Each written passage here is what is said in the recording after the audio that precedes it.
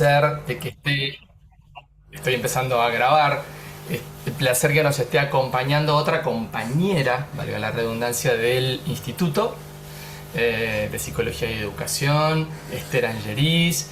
Esther además es también docente de, eh, de PCA. Ella tiene a cargo, fue muchos años también docente desde este espacio de la plataforma de EVA, de estos espacios virtuales.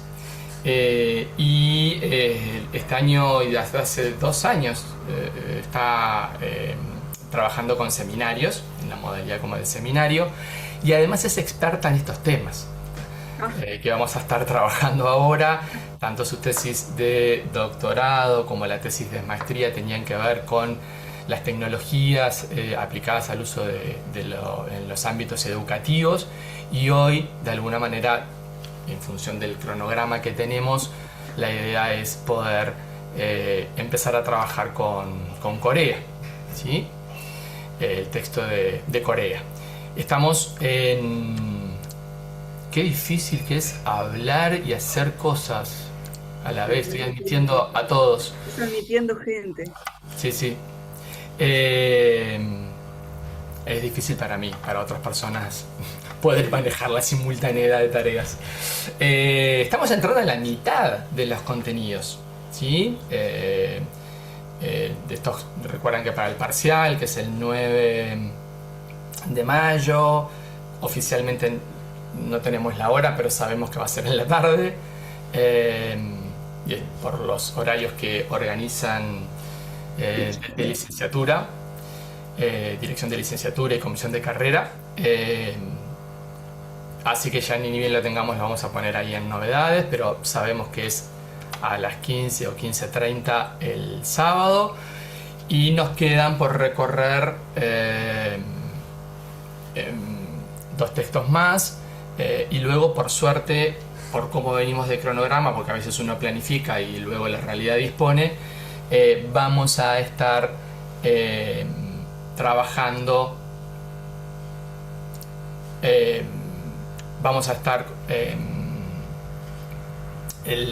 durante 2 encuentros haciendo instancias de preparación para el parcial. Ya con Ale empezamos a trabajar como con algunos ejemplos de qué sería una viñeta y cómo trabajarla, pero la idea es que específicamente vamos a tener como 2 instancias que sirvan en algunos casos para trabajar algunas dudas como más teóricas, pero fundamentalmente en este proceso como de articulación en las respuestas a este formato de respuestas de desarrollo, como ya habíamos hablado, que tengan que ver con una viñeta y un aspecto, una pregunta a poder como responder y articular, ¿sí? Bien, Alario, levantaste la mano, ¿puede ser? Sí, mira, yo quería, como sé que estamos bastante acotados de tiempo, quería antes de que empezáramos a tratar el tema de Corea, a ver si es posible hacer una pequeña revisión por los temas anteriores, ¿no? Que estuvimos viendo, no tanto, digamos, el texto de Farconesi, que es muy bueno en toda la introducción y acerca de todas las distintas teorías con respecto al aprendizaje, sino más bien en los conceptos de Charlotte, ¿sí? Es mi pesadilla de Charlotte, pero digo, es una buena pesadilla. Agradezco también el artículo que me sugirió el equipo de la cátedra el año pasado cuando presenté una viñeta, una tentativa de viñeta para aplicar los conceptos de Charlotte.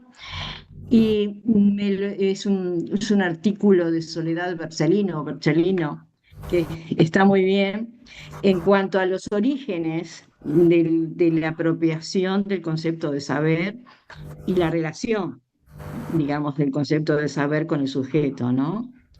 Es una cuestión importante, digo, en cuanto a nosotros para acceder al dominio nuestro, que según tengo entendido, si no me equivoco, el dominio nuestro como como psicólogo sería la capacidad de interpretar el discurso del otro. ¿Es así? Si no me equivoco, ¿cuál sería nuestro dominio? Múltiples. Yo ahí te propongo una cosa, a ver si te parece, porque me parece que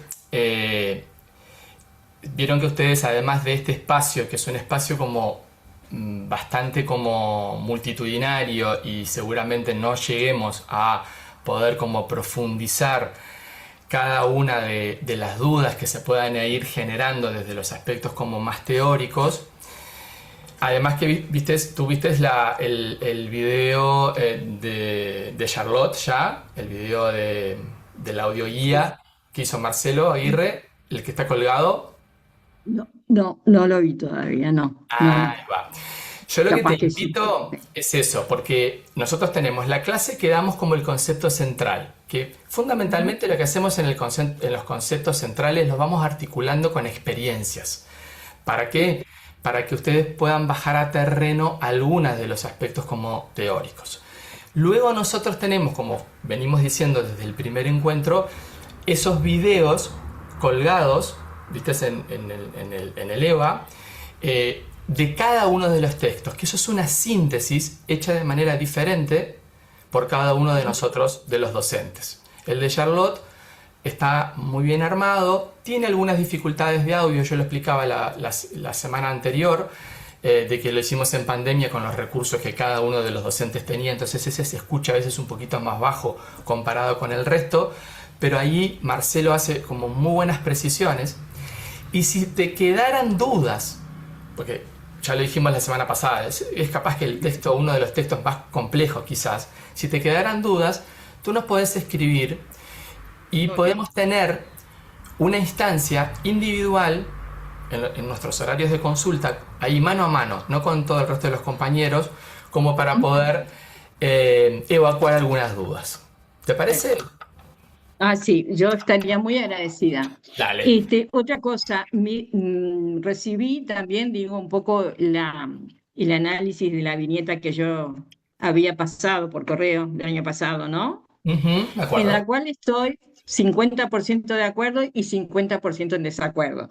Que eso Ujú. me gustaría, pues, igual la voy a rehacer en cuanto a lo que estoy de acuerdo, en cuanto a el análisis crítico, digo, sí, estoy de acuerdo que fue confuso. Y sobre todo lo que me interesaría sería que repasáramos un poquito también el formato, digamos, del parcial del 9 de mayo, que Sí, está sí. muy próximo. Sí, y si fuera posible, no sé si se puede, tener acceso a algunas rúbricas, ¿no? Yo he El, ido coleccionando alguna que otra, pero me gustaría, porque sí, sí.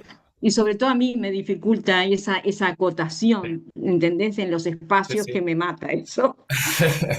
Por eso decíamos recién, vamos a tener 2 semanas previas al parcial para poder estar ensayando y trabajando desde estos encuentros de plenario, para poder trabajar específicamente la preparación del parcial. Así que Ok, vamos a andar bien. bueno, ¿Sí? muchas Gracias. gracias, muchas No, a gracias. vos. Bien. Eh, esperen que yo tengo que seguir admitiendo gente. Bueno, hoy comenzamos con, con Corea, ¿no? Yo Arranca. elegí, sí, sí, sí, yo elegí arbitrariamente, ni le dije a Esther, cambia todo cambia. Mr. Quilombo es un cantante, es una banda española, porque sentí algo de conexión con el tema, si bien el énfasis está puesto en otros cambios, pero bueno, desde ahí es un texto muy rico. Puede resultar a veces más complejo, menos complejo, depende de la familiaridad que uno tenga con estas cuestiones de las tecnologías, pero a medida que ustedes vayan avanzando en la lectura, es esperable que vayan viendo como las conexiones que en su momento nosotros vimos de cómo se van como enlazando los distintos temas a medida que avanza la cruzada, ¿no? Pero bueno, no sé vos, Esther, si querés presentarte desde algún otro lugar más o... No, está todo perfecto. Yo arrancaría a presentar al texto, si te Dale, parece. perfecto. Y estoy de acuerdo con la canción. Ahora vas a ver en la diapo, porque es verdad, no arreglamos. Yo dije, ay, ¿qué canción pondrá o qué canción poner? Y a mí no se me ocurre, ¿viste? Me quedo ahí como, así que buenísimo. Vas a ver que en la diapo ay, este no es. Sara decía Temón, recién vio el chat. Yo no soy tan rápido como Ale para la parte tecnológica. Yo abro todos los paraguas posibles, así que ténganme paciencia.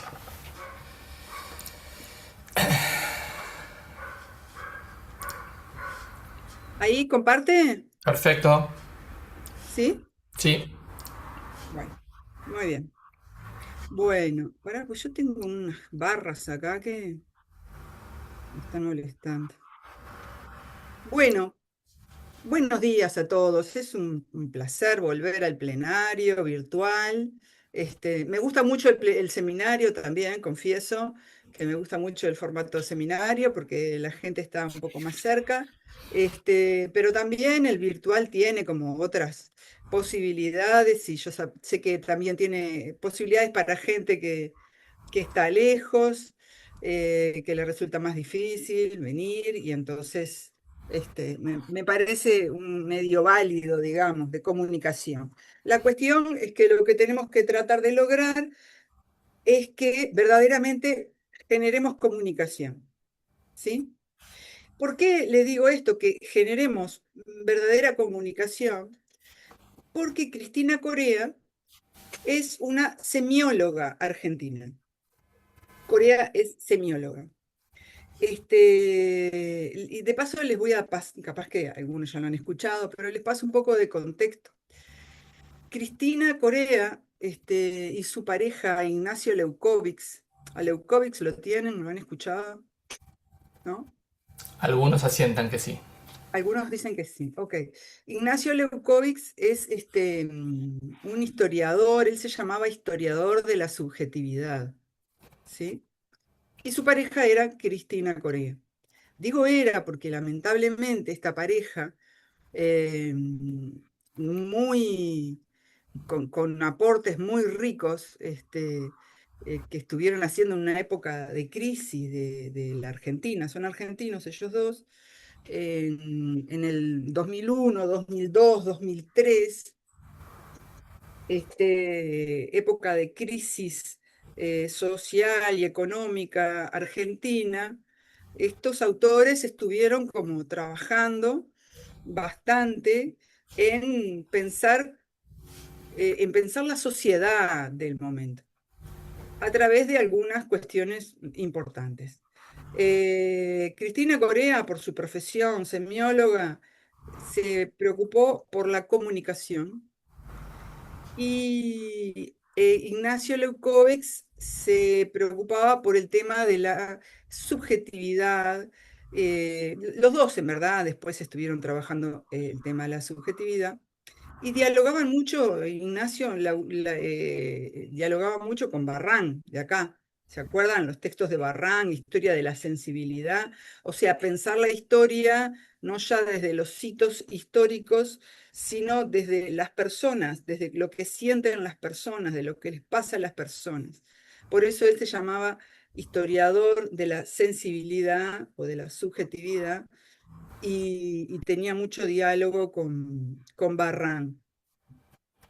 Este, lo digo todo en pasado porque lamentablemente esta pareja en el 2004, no me acuerdo si fue 2003 o 2004, tienen un accidente en lancha en el Delta del Tigre y fallecen los dos, lo cual fue un drama en ese momento. Les puedo decir que fue una cosa muy dramática. Yo los conocí a ambos, sobre todo a Ignacio Leukovic, que venía acá a Uruguay, porque también nosotros estábamos en un momento de crisis. Este, y la forma de paliar la crisis, planteaba él, era generar el encuentro. En un momento de crisis, lo que hay que generar es encuentro, diálogo, comunicación. Y en ese momento viene a pasar esto. Él tenía 42, 43 años, muchacho joven. Fue una tragedia. Pero bueno, levantémonos de la tragedia, dejaron mucho, a pesar de, era muy, muy generoso, ¿saben que era muy generoso él? Todo lo que escribía lo mandaba por correo, lo mandaba. No le importaba si salía publicado o no, él escribía algo, pensaba algo y lo mandaba. Entonces habían grandes cadenas de gente que estaba en los correos y recibiendo el material que él iba produciendo. Era muy generoso. Este, entonces ha quedado mucho, aunque tiene algunos textos escritos, ¿no? Que es Se acabó la infancia, es uno. Pensar sin Estado es otro. Pedagogía del aburrido es otro. Son como libros bastante emblemáticos de él. Pero además de eso, hay una cantidad de documentos que él iba produciendo y que, bueno, probablemente no terminaron compilándose, ¿no? Igualmente quedó un grupo que trabajaba con él, sobre todo Silvia Duchaski, que nosotros tenemos algún texto más adelante, gente que siguió como en la línea que él había empezado, ¿no? Bueno, él y ella, digo, los dos. Este texto, de Corea, que es un capítulo del libro Pedagogía del Aburrido, ¿sí? Va a trabajar sobre una de las preocupaciones que ellos tenían, es que cómo enseñar al aburrido en un medio saturado de información, ¿no? Entonces, lo primero, y esto tiene que ver con algo que ya venían trabajando, ¿no? ¿Se acuerdan en ese libro que yo les decía, que fue como el primero de Ignacio, que se llama Pensar sin Estado? Pensar sin Estado. ¿Por qué él plantea eso? Pensar sin Estado. ¿Alguien lo conoce? ¿Alguien quiere? Podemos ir tratando de comentar un poco. Ustedes vayan comentándome si lo conocen, si lo leyeron en alguna otra materia, ¿no? Nadie, Darío. Bueno, No, lo van a leer en algún momento. Este, mm, Él lo que plantea es que estamos hablando de fines de los fines sí, del siglo XX, principios del siglo XXI, eh, donde hay como un avance, de lo que son, digamos, la política de mercado, ¿no? Las políticas neoliberales, en donde el Estado empieza a dejar de cumplir las funciones que cumplía antes, ¿no?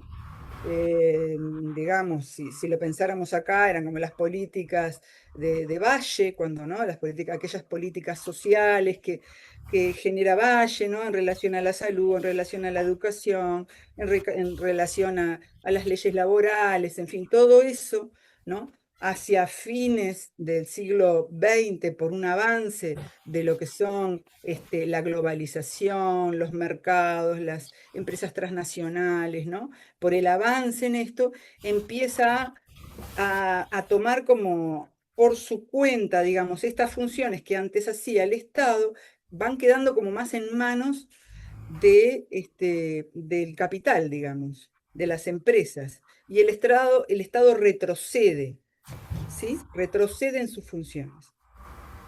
Por eso, Leukovics lo que plantea es cómo hacemos para pensar sin Estado, o qué es lo que pasa cuando el Estado se retira de las funciones, digamos, que mantienen una serie de cosas, ¿no? Mantienen, entre otras cosas, la educación.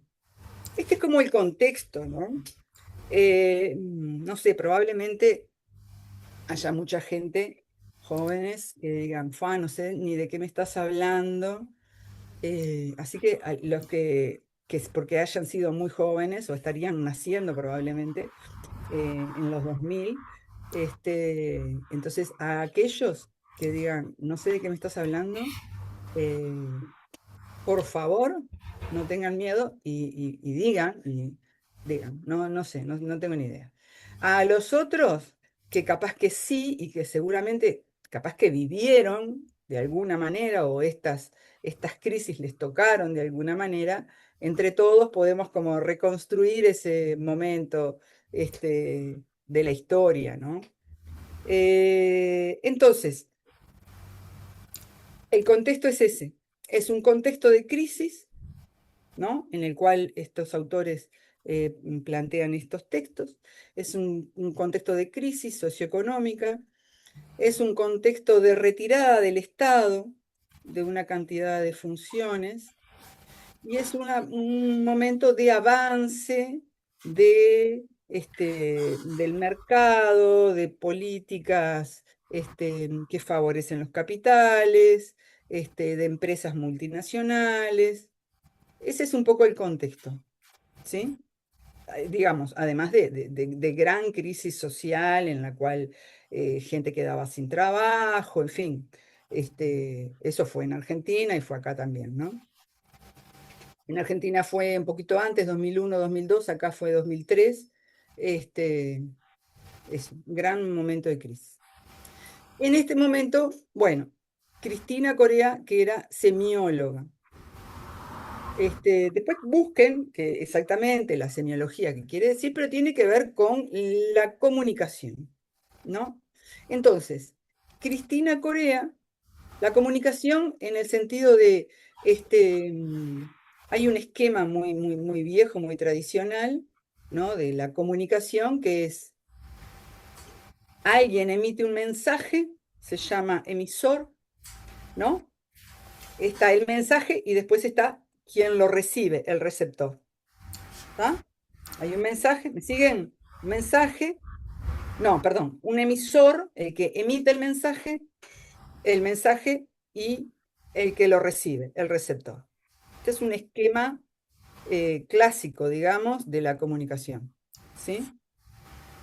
Entonces, este esquema clásico, ella va a decir que la comunicación ya no funciona como antes. No funciona como antes en la sociedad y no funciona como antes, especialmente en el contexto educativo. Entonces, va a querer entender por qué se da esto y cuáles son las características. ¿Sí? La hipótesis que ella maneja es este cambio en la comunicación afecta lo que ella denomina subjetividad pedagógica. ¿Está? Ahora lo vamos a ir desglosando. Yo acá lo que estoy haciendo es, les estoy contando de qué va el texto. ¿Sí? ¿De qué va el texto? Primero hicimos un poco de contexto y ahora contarles un poco de qué va el texto. ¿Está? El texto tiene que ver con una reflexión sobre la comunicación, ¿no? Y cómo se da la comunicación ahora, ¿no? Este viejo esquema de emisor, mensaje, receptor parece que no está funcionando, entonces quiere analizar por qué. ¿Está? Entonces, ¿cuáles serían las consecuencias, digamos, de esta afectación de la comunicación? Según ella va a decir, los niños no experimentan la infancia de la misma manera. El saber ya no es transmitido de la misma forma en las escuelas. Y eso cambia también la relación entre los niños y los adultos. ¿Sí? Vayan quedándose como con estas ideas que resumen de alguna manera el eje fundamental del texto. ¿Sí? A ver si puedo ir cambiando. Ahí va. Entonces, ahora veamos esto. Ahí está, lo pude poner abajo esto. Ahora veamos esto que ella denomina el dispositivo pedagógico. ¿Está? El dispositivo pedagógico va a tener que ver con cierta forma de funcionar, con cierto dispositivo que marca algunas reglas, algunas regulaciones que permite un funcionamiento. ¿Sí? Cuando ellos hablan y toman ideas de Foucault sobre qué es el dispositivo, y también toman otra idea que a mí me parece muy importante y era como bastante novedosa en aquel momento, cuando hablaban de que eh, uno habita los espacios, el concepto de habitar los espacios, ¿no? ¿Cómo habita uno los espacios? ¿Cómo habita uno, no sé, en la casa, cada uno habita su casa, ¿verdad? Habitamos la casa, de acuerdo a determinadas normas, determinadas reglas bueno, que nosotros estamos acorde, las pusimos nosotros, ¿verdad? Las normas para habitar nuestra casa. De repente capaz que vamos a la casa de otra persona o en otro país, ¿no? Y bueno, y una de las normas es sacarse los zapatos cuando entras, por ejemplo, ¿no? Bueno, para habitar esta casa hay que hacer eso, entrar y sacarse los zapatos. De repente no es la norma de mi casa, pero en esa casa, hay algunas casas que sí, sobre todo en el norte, yo que sé, en otros países, es como una regla. Entonces, la noción de dispositivo y de habitar el dispositivo va a implicar determinados espacios en los cuales hay que hacer determinadas cosas para habitar ese espacio. ¿Se entiende esta idea? Porque es como re importante. Después, porque a partir de acá siguen desarrollando otras cosas. Así que quisiera ver si hay alguna duda con respecto a esto, si les queda claro con este ejemplo de cómo habitar una casa, digamos. Sí, Serrano. Serrano. Sí, yo tengo una pregunta. Esto que tú estás diciendo es sobre el dispositivo, porque yo tenía entendido, por ejemplo, que un dispositivo es la confesión, ¿no? La confesión religiosa, digamos, en la religión católica, ese es un dispositivo. Y ahí, ¿cuál sería el espacio? O sea, no sé, no sé si es Y el espacio debe ser el confesionario. el confes- Este, Ah, claro, sí. Ok. claro. Hay como, sí, el concepto de dispositivo, yo no voy a entrar acá a desarrollarlo, Mm. ellos lo toman de Foucault, ¿verdad? Sí, Pero sí. es como, es eso, hay determinada, es un espacio que no es un espacio, yo cuando les digo lo de Físico, la sí, sí. casa, es como para aterrizarlo y Mm. bajarse la tierra, pero es como simbólico, digamos, es Claro. determinado, eso, como determinado espacio donde digamos, se ponen en juego algunas reglas, algunas operaciones, para pertenecer a ese espacio. Bien. Por lo tanto, hay que habitarlo. ¿Cómo hago para habitar el dispositivo de la confesión? Y seguramente tenga que ir a la iglesia, hablar con el cura, ir al confesionario, y ahí se genera algo, ¿no? De que, bueno, de la intimidad dicha o de las culpas o pecados dichos al cura, ¿no? Bien. Pero, Pero es esto como, es algo que moldea, ¿viste? El dispositivo es algo que moldea de alguna forma, que permite habitarlo, pero moldea también, ¿no? La confesión, el confesionario, moldea muchas cosas, ¿sí? Entonces, lo que me interesa, por lo pronto, para trabajar acá en relación al concepto de dispositivo, que seguramente falte profundidad, y eso se lo dejo para la gente de psicología social, que seguramente lo trabajan y lo trabajan muy bien. Aquí lo que nos importa, de lo que trae Corea, es cómo hacer para habitar los dispositivos. ¿Qué cosas tengo que yo hacer para habitar el dispositivo pedagógico, que es el dispositivo de la escuela? Lucía. Buen día, profe. Sería, por Hola. ejemplo, las reglas que tenemos por ejemplo, cuando somos niños o los niños tienen determinadas reglas en la escuela, por ejemplo, el uniforme, para poder habitar ese espacio que le llamamos escuela, dónde se tienen que sentar, cómo se tienen que sentar, todo Ahí eso. va, ahí va, ahí va, ese es. El dispositivo pedagógico, que es un dispositivo que moldea, que es un dispositivo que tiene reglas y que impone de alguna manera ciertas operaciones, va a decir Corea, operaciones que uno tiene que hacer, ¿tá? El dispositivo pedagógico tiene todas estas cosas que decía Lucía, ¿no? Tiene presenta una forma de circular por la institución, una forma de habitar el aula, ¿no? De prestar atención, de generar, de acordarse de lo que dice la maestra, o sea, de la memoria. Esto lo vamos a ir repasando, ¿está? Pero vayan quedándose con estas cosas, ¿no? Los niños mirando hacia adelante, son formas que están prescriptas de cómo tiene que habitar el dispositivo, ¿no? El niño cuando entra, aparte por la institución escolar y después la clase que viene, creo que Darío van a trabajar el tema de instituciones, ¿verdad? O sea que está como bien relacionado, ¿no? Este, y el niño entra como progresivamente por la institución escolar, ¿no? Progresivamente va como armándose o sabiendo cómo se habita ese dispositivo. Primero en lo que es educación inicial, ¿no? Con las mesitas y qué sé yo, y después pasan a primaria, donde, bueno, ahora cambian, le dicen, mira que ahora cambia, acá no vas a venir a jugar, ¿no?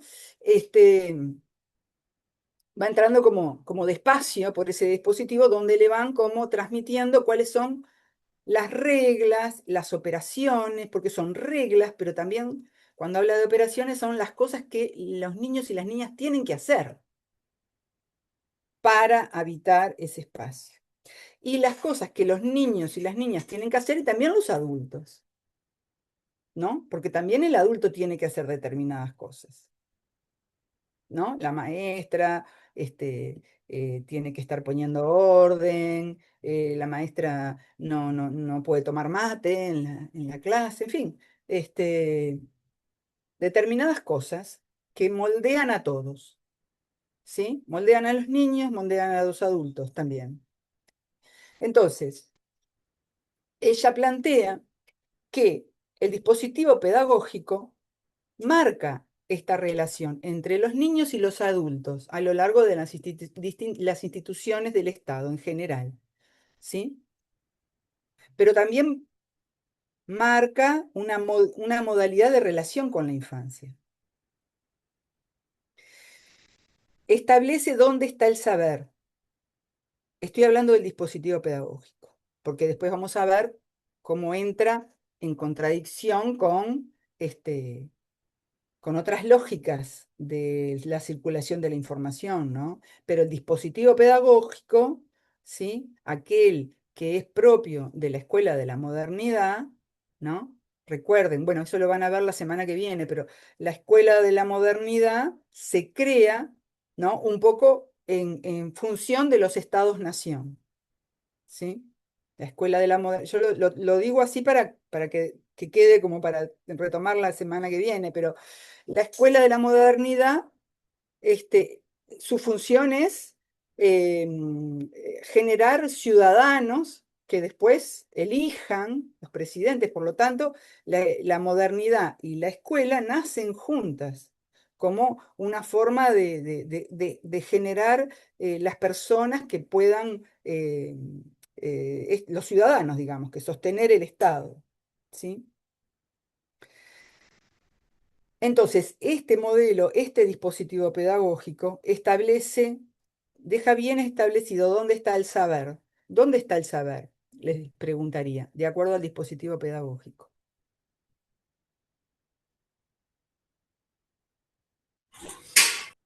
Sí, Serrana. Y en la escuela, en los adultos, en los que se prepararon para volcar el conocimiento a los que no lo tienen y tienen que recibirlo, digamos. Ahí va. Ahí va, en los adultos, en los maestros, en las maestras, en los libros. Ahí está el saber. También establece claramente dónde está la autoridad, ¿no? Escala de autoridades, cosas que no están erradicadas, ¿no? No están erradicadas, ¿no? Si vamos a cualquier escuela vamos a seguir viendo muchas de estas cosas.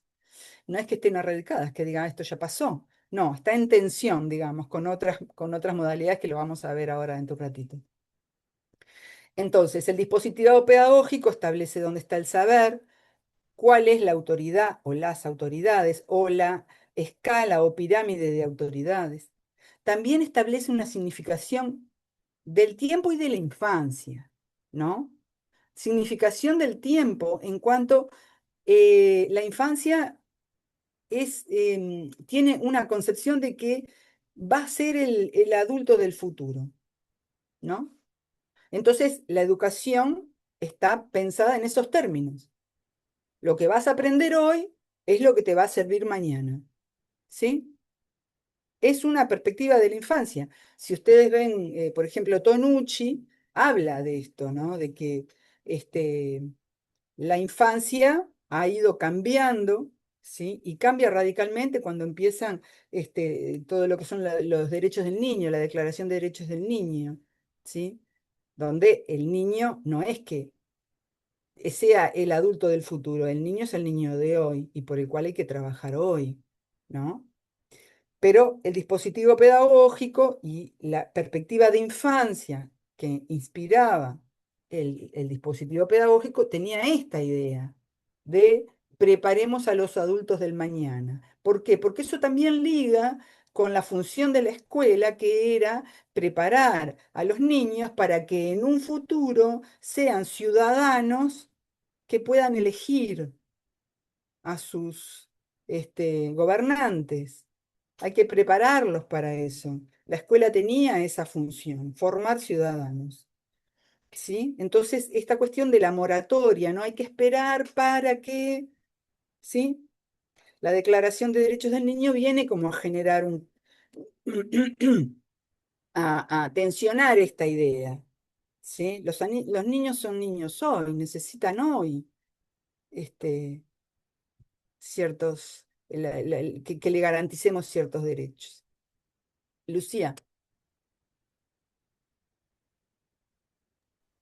Y ahí se me ocurre, por ejemplo, el cambio de lo que significaba, yo tengo 26 años, pero lo que significaba en mi época, y capaz más aún en la época de alguien mayor que yo, los símbolos patrios, lo que era ser un ciudadano, lo que era cantar el himno, usar una escarapela o algo, y hoy los niños no lo ven de la misma forma que lo veíamos, que lo veía yo hace 10 años, más 15 años de lo que lo veían antes incluso.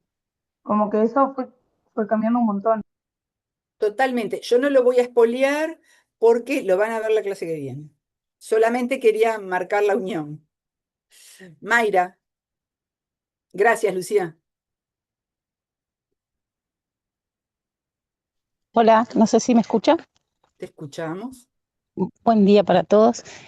Nada, eso como venía hablando, profe, me hacía un poco pensar en cómo también esta concepción del saber situado en la escuela que va a formar, ¿no? Los ciudadanos para que en futuro puedan elegir mejor, digamos, también vinculado a la forma de cómo quiero que sean esos ciudadanos, como el lineamiento de ciudadano como dado por por los distintos, ya sea por la escuela o los distintos entes del Estado, ¿no? Que van a como querer formar. Pero así como también entra como en conflicto esta idea, a la par también aparecen estos derechos como a romper y se van como generando nuevas formas, porque los ciudadanos de hoy también se apela en función de los derechos de que tengan ciertas libertades, de que tengan una mirada crítica, de que puedan también cuestionar los sistemas en los que estamos hoy. Y capaz que también ahí, en esta cuestión de apertura, de que los seres humanos podamos ser críticos con determinadas cuestiones, se va como formando, ¿no? Como que no es una idea fija. Si bien la educación está también como en esta transformación, va como de la mano con esta transformación social también que se da a nivel de la población. Como por ahí Claro, ahí va. Por ahí viene la cosa, ¿no? Estamos como ahora eh, marcando, digamos, de alguna manera, capaz que esquemática, lo que es el dispositivo pedagógico, y ustedes empiezan a encontrar cuáles son todas las tensiones que actuales, o cuáles, digamos, las cuestiones actuales que tensionan el dispositivo pedagógico. ¿Sí? Vamos a seguir un poquito más. Hay otra autora que trabaja también este texto de Corea. Entonces decía, esta pintura de Juanito Laguna de Berni, un pintor argentino creo que es también, que hacía muchas pinturas en relación a este personaje. Entonces ellos decían, es de los 60, este es del 56. Em, Juanito de las pinturas de Berni era un niño al cual podía ser pobre, podía tener como distintas circunstancias, pero uno sabía qué es lo que necesitaba, qué es lo que no, qué lugar, en qué lugar nos ponía, ¿no? En este sentido, de pensar no solo la infancia, sino la relación de los adultos con la infancia. ¿Qué nos pide el niño? ¿En qué lugar nos deja? ¿Sí? En esto del lugar de la autoridad, el adulto es el que protege, es el que provee, es el que le da el saber, etc. ¿Sí? Esta autora, que ahora no me acuerdo el nombre, pero contraponía esa pintura a esta otra, Carolina Antich. También, este, argentina, de Rosario, ahora viviendo en Venecia. También hace ilustraciones de niños y niñas, en donde lo que plantea, no Carolina Antich, lo que plantea la autora, que eso de verdad que ahora no me acuerdo el texto, probablemente si lo encuentro después se los paso a Darío, dice, a los adultos nos deja sin saber qué hacer. A ver si se entiende. En las pinturas de los niños, muchas veces se usan estos recursos, ¿no? A ver, primero, recursos o literarios o de pinturas, ¿no? Para, para tratar de pensar determinada problemática o determinado fenómeno. Entonces, dice, en la pintura de Berni sobre Juanito Laguna, Juanito mira, ¿no? La pintura mira al adulto y el adulto es como que entiende qué es lo que necesita Juanito. En la pintura de la infancia de Carolina Antich, los niños transmiten algo de lo cual el adulto no sabe qué hacer. En eso es como que cambia la relación entre el adulto y el niño. ¿Qué es lo que necesita esta niña? ¿Necesitará acompañamiento? ¿Necesitará que le hablen o no? ¿O lo está rechazando? ¿Qué? ¿Se entiende? Como este cambio, no solo en la concepción de infancia, sino en lo que es la relación de los adultos con la infancia. Y muchas veces nosotros, viste, los psicólogos y psicólogas, como teorizamos en relación a los niños y las niñas o las niñeces, pero nos cuesta involucrarnos en el sentido, ¿y cómo yo estoy mirando a este niño? ¿Cómo lo estoy mirando? ¿Qué necesita de mí? O ya parto de algo de que, ya sé lo que necesita de mí, es esto y se lo doy. Entonces esto como de replantearse, ¿no? De repreguntarse, ¿cuál es la relación que los adultos y las adultas vamos a tener con los niños y niñas de hoy? dentro de alguna de las interrogantes. Entonces, para no pensar solamente que es la infancia que cambió, que es la escuela que cambió, también cambió la relación entre adultos y niños y niñas. Pero volvamos a la subjetividad pedagógica. Primero estábamos hablando del dispositivo pedagógico, ¿sí? El dispositivo pedagógico, que es aquel que establece determinado espacio, determinado marco, determinadas reglas, determinadas operaciones. Es un dispositivo que moldea subjetividades. Y la subjetividad que moldea el dispositivo pedagógico, va a decir Corea, es la subjetividad pedagógica, ¿no?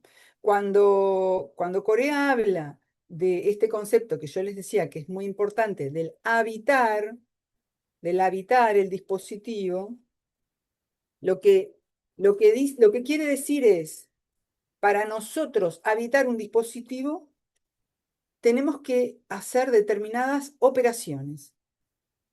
Tenemos que hacer determinadas operaciones, el niño tiene que hacer determinadas operaciones para poder habitar el aula, ¿no? Entonces, la subjetividad pedagógica van a ser aquel conjunto de operaciones que tanto niños como adultos tienen que reproducir en el contexto de estas instituciones para poder habitarlas, ¿no? Por ejemplo, no está pensado que en un aula, a ver, ¿qué podría ser? Hay muy pocas cosas ahora que no estaban pensadas, pero que sí se hacen, ¿no? Se Pero patine, por patines, ahí va, ejemplo. por ejemplo, ahí va. No está pensado que un niño ande en patines adentro de un aula. No es de las operaciones. Que se mueva, en verdad. Si vamos al dispositivo pedagógico clásico, no está pensado que el niño se mueva en el aula. Claro, eso ha estado tensionado por otra cantidad de características de los niños actuales en que necesitan moverse. Y también la teoría ha acompañado eso, ¿no? Entonces, bueno, ahí ven cómo pueden hacer para transformar ese dispositivo que permita cierto movimiento, digamos, en el aula, ¿no? Pero si no, no estaba pensado. ¿Qué estaba pensado? ¿Cómo estaba pensado el dispositivo pedagógico y por tanto la subjetividad pedagógica? A ver, ¿qué es lo que está pensado que uno tiene que hacer, digamos? Sentados para Sentado, adelante, En mira, silencio. quietos, mirando ahí todos va, el pizarrón. ahí va, en silencio, ¿no? Sí, Serrana, no sé si estaba levantando la mano, se me fue. No, no, era lo mismo. Ok. ¿Estamos de acuerdo entonces eso, ¿no? El dispositivo pedagógico marca determinadas operaciones, ¿está? Que son las que tenemos que hacer para poder habitar ese espacio, ¿sí? A eso ella le llama subjetividad pedagógica. Pero otros tiempos, y como la canción de Darío de hoy, cambia, todo cambia, otros tiempos han venido, mucha agua abajo del puente ha transcurrido. Entonces, esta autora, que es como que hace como una relectura de Corea, dice, los niños ya no son los hijos de la patria, no son las promesas de sus padres y del Estado. Los niños sorprenden con su rapidez de asimilar imágenes, información, manejar tecnología. Y los adultos hemos dejado de ser quienes sabemos sobre la infancia, para sentirnos interpelados por el pensamiento infantil. Esto cambia aquella idea de infancia. El tiempo, dice, de la postergación, o sea, vamos a darle, ¿no?, información o formación hoy para que en el futuro sea algo, ¿no? eso ha dejado de ser, ¿sí? Por eso, porque ya no es cuando tú seas grande o prometerle, miren estas cosas que todavía están en nuestra escuela, la jura a la bandera, prometerle fidelidad a la patria, están en el dispositivo escolar. Está tensionado, sí, pero no han dejado de estar, ¿está?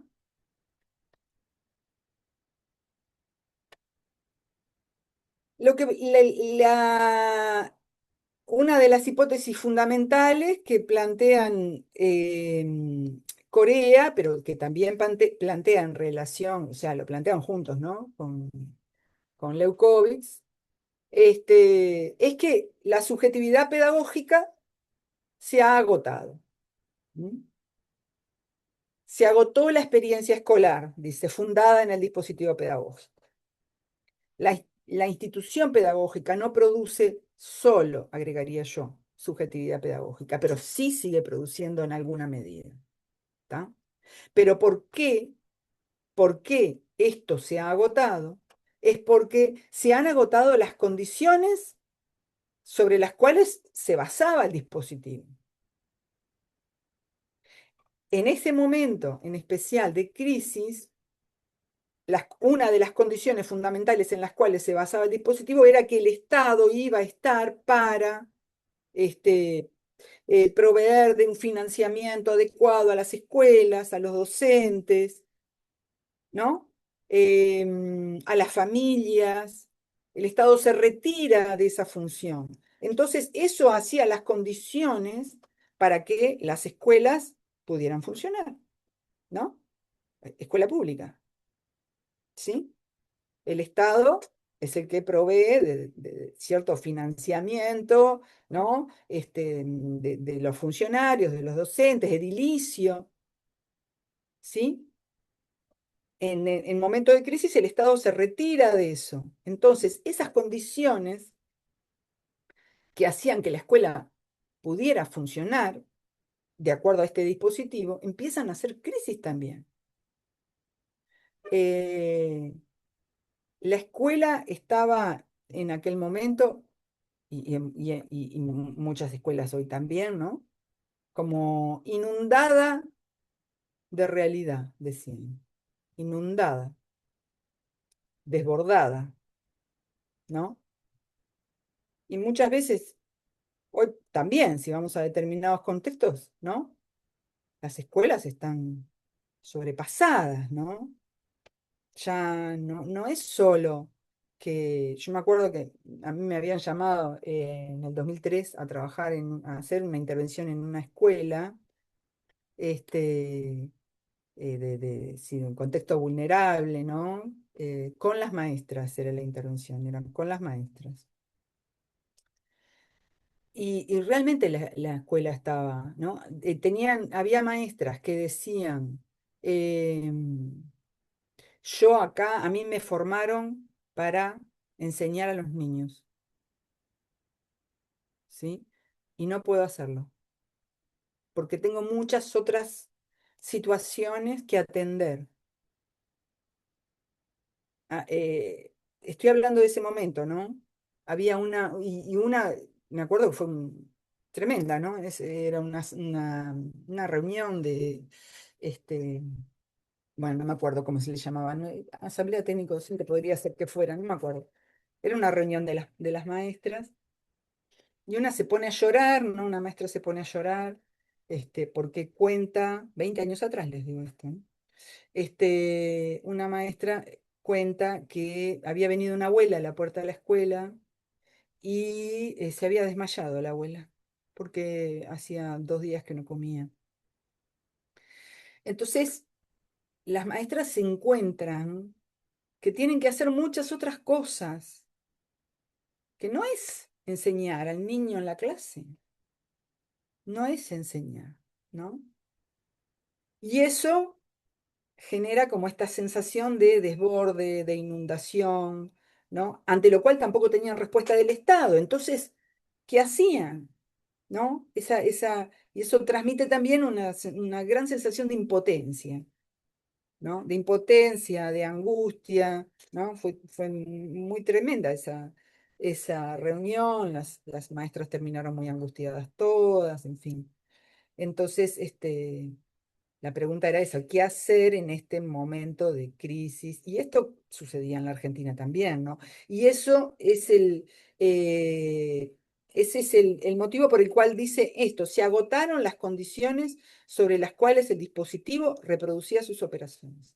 Se agotaron las condiciones porque las condiciones son otras. El Estado no está, ¿sí? La crisis social es mucho más grande, sin respuesta del Estado, recae en la escuela. Ana, ¿estás levantando la mano?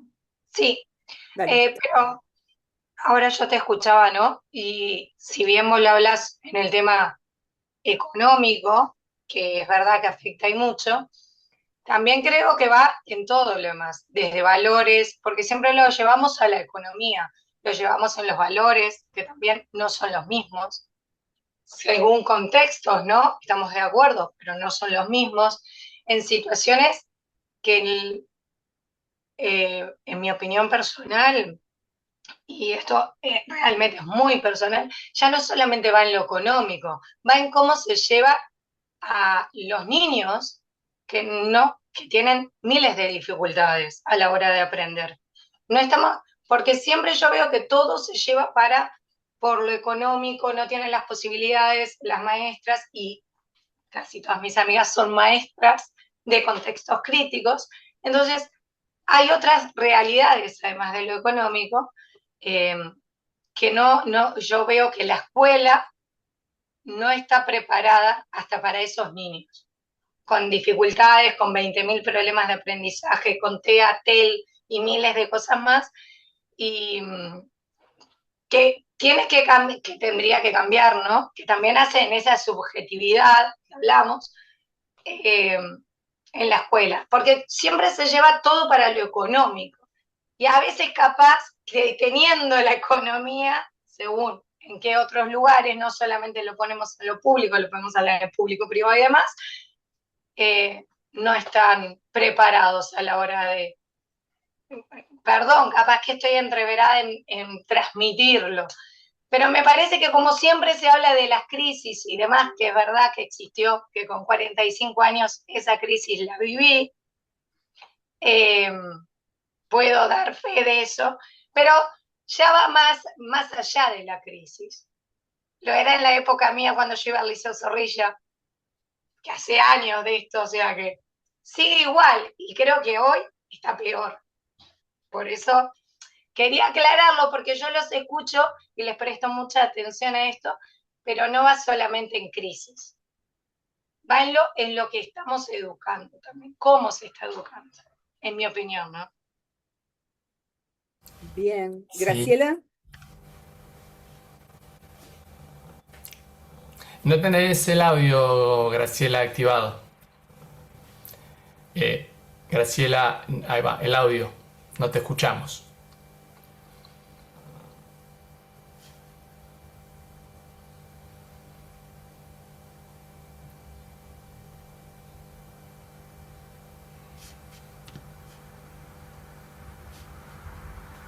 ¿Sigue muteada? Yo no Sí, veo.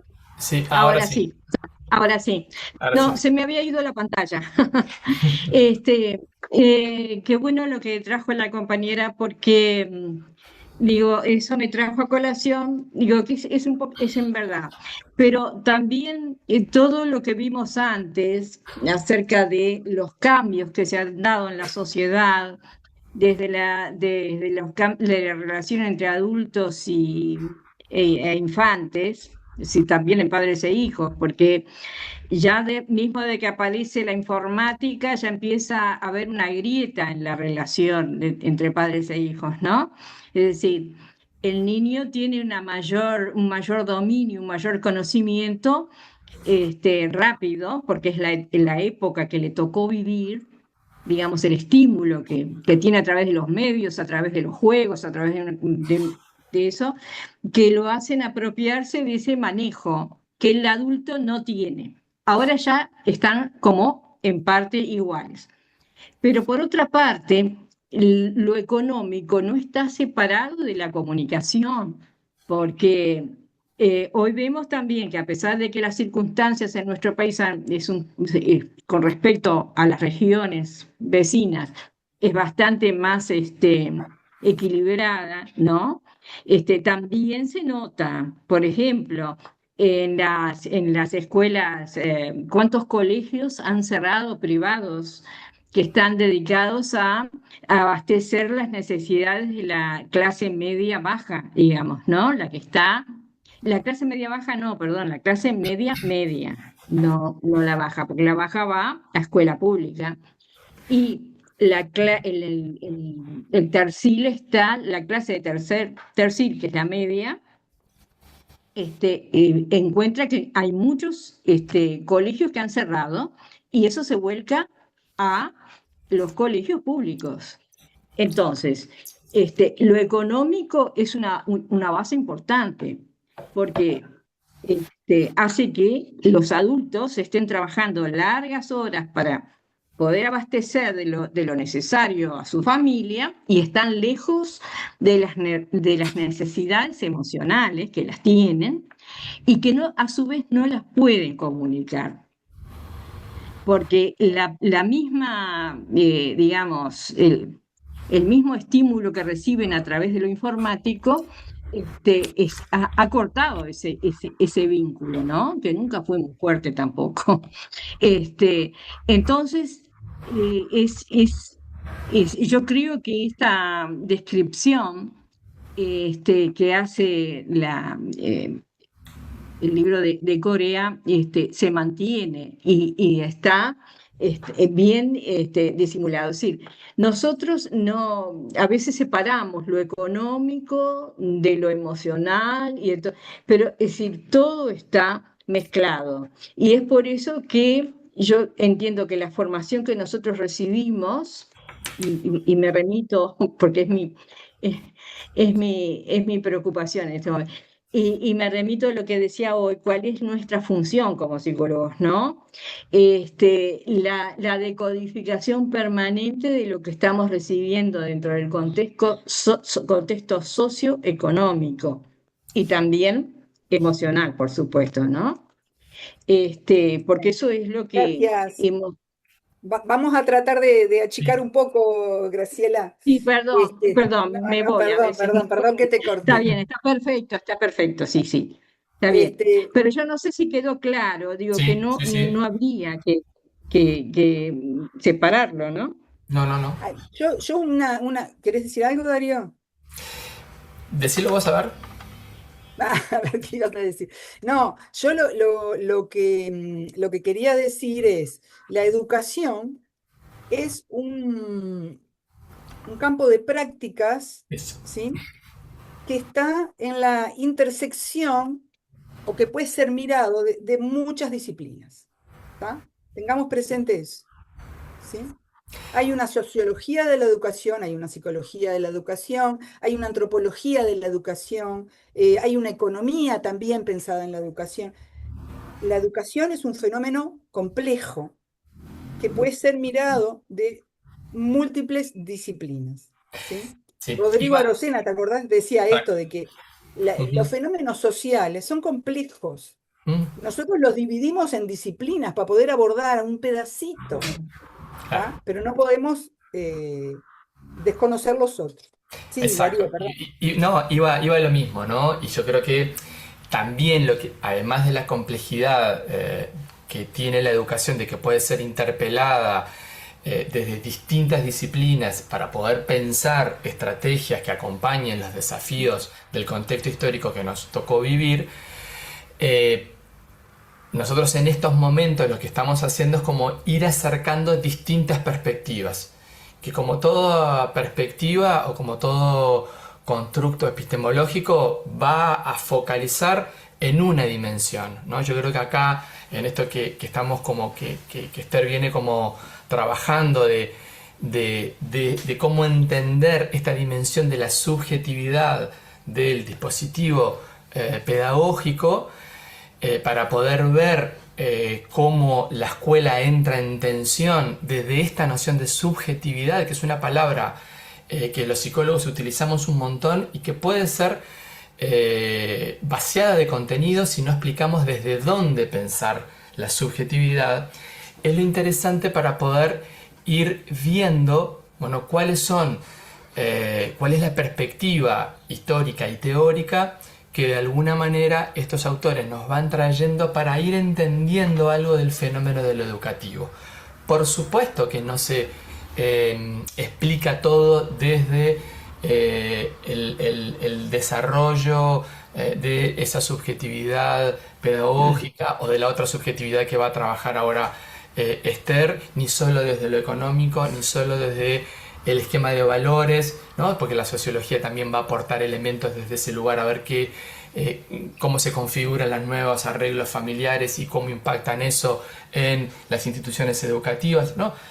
A temas complejos, visiones diferentes. Lo que por ahora estamos como intentando acercar es, bueno, estas nociones para que ustedes las manejen, vean, las comprendan y ahí tengamos como elementos para poder pensar luego como psicólogos o psicólogas cómo entender esta dimensión de la subjetividad en los dispositivos pedagógicos. Pero era eso por ahí nomás. Perfecto. ¿Había alguien más que estaba levantando la mano? Fernando está Y levantando la Sara. mano y Sara que la Sara bajó, está. creo. Tengo no sé si a ver si capté bien el concepto, la idea. Eh, por lo que leí en el texto y las notas que saqué, yo que Corea plantea que como que es la forma clásica de pensar, ¿no? De cómo se instala la subjetividad en un proceso educativo tradicional, ¿no? Donde la academia es la que marca el paso, en este caso las instituciones, el Estado, pero también me dio la impresión que como que se necesita de interioridad, de profundidad para sentar esa subjetividad.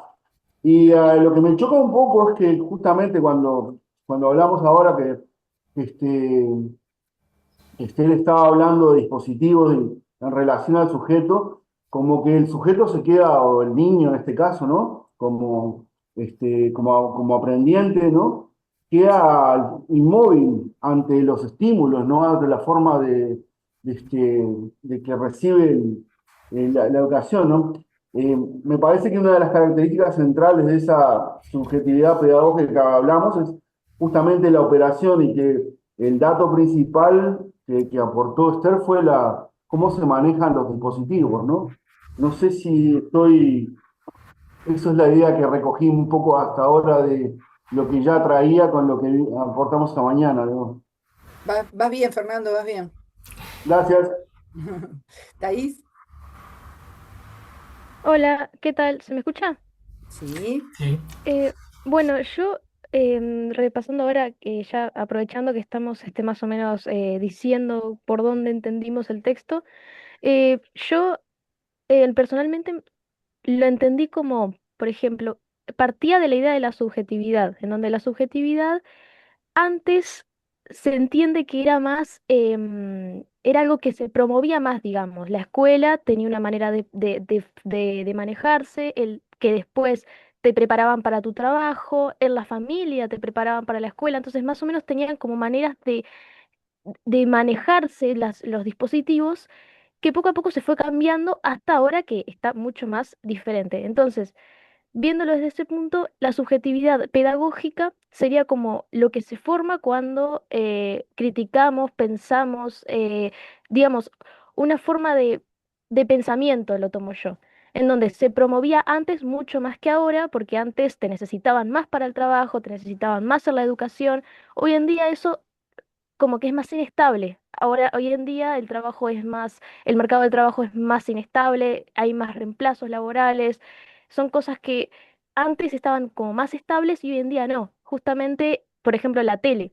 Los niños antes eran receptores porque los canales daban contenidos muy parecidos entre sí que dabas a la escuela. Hoy en día hay muchos canales, por ejemplo, de entretenimiento, de ocio, y el niño pasa a ser usuario, no receptor, porque no se forma, no tiene la intención de generar esa subjetividad como antes, que al funcionar todos los dispositivos de maneras distintas, entiendo yo que al haber mucho estímulo es más reacción y menos apropiación, digamos, de contenidos para generar crítica o pensamientos singulares, ¿no?